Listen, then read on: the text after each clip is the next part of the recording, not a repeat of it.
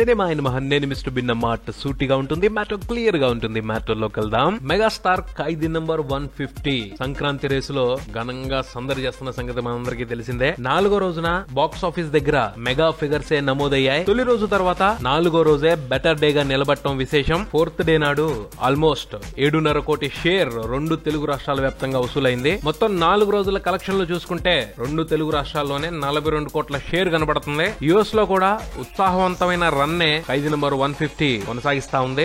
అక్కడ 4 రోజులకు గాను $18 లక్షల వసూలైనట్టు అఫీషియల్ రిపోర్ట్స్ చెప్తున్నాయి. సండే కలెక్షన్లతో $2 మిలియన్ క్లబ్ లో మెగాస్టార్ అడుగు పెడతారు అని ఎక్స్పెక్ట్ చేస్తున్నారు. ఈ లెక్కలు బేస్ గా ప్రపంచవ్యాప్తంగా 4 రోజుల కలెక్షన్ ని చూసుకుంటే ఖైదీ నంబర్ 150 50 కోట్ల క్లబ్ లో జాయిన్ అయిపోయినట్టే అన్న నిర్ధారణకు వచ్చేయచ్చు. తొలి రోజునే ప్రపంచవ్యాప్తంగా 30 కోట్ల షేర్ ఉంది. ఫస్ట్ డే కాకుండా మిగిలిన 3 రోజుల షేరే 2 తెలుగు రాష్ట్రాల్లోనే 19 కోట్లు కనపడుతుంది. Karnataka, overseas, rest of India first day తీసేసి మిగిలిన 3 రోజుల షేర్ ని లెక్కలోకి తీసుకుంటే 4 కోట్లకి తగ్గే అవకాశం అయితే లేదు. ఈ లెక్కలన్నింటినీ కలిపి చూసుకుంటే అరౌండ్ 54 కోట్ల షేర్ 4 రోజుల్లోనే ఖైదీ నంబర్ 150 ప్రపంచవ్యాప్తంగా వసూలు చేసేశాడు అని చెప్పుకోవచ్చు. ఇక ఏపీ, తెలంగాణ రాష్ట్రాల్లో ఖైదీ నంబర్ 150 కలెక్ట్ చేసిన షేర్ ఆల్ టైమ్ రికార్డ్ అయి కూర్చుంది. ఇప్పుడు 2 తెలుగు రాష్ట్రాల్లో ఫస్ట్ వీకెండ్ లో ఈ రేంజ్ లో షేర్ వసూలు చేసిన సినిమా మరొకటి లేదు. 5వ రోజు కలెక్షన్లు కూడా అరాచకంగానే ఉన్నాయి. పండగ సీజన్ అడ్వాంటేజ్ ని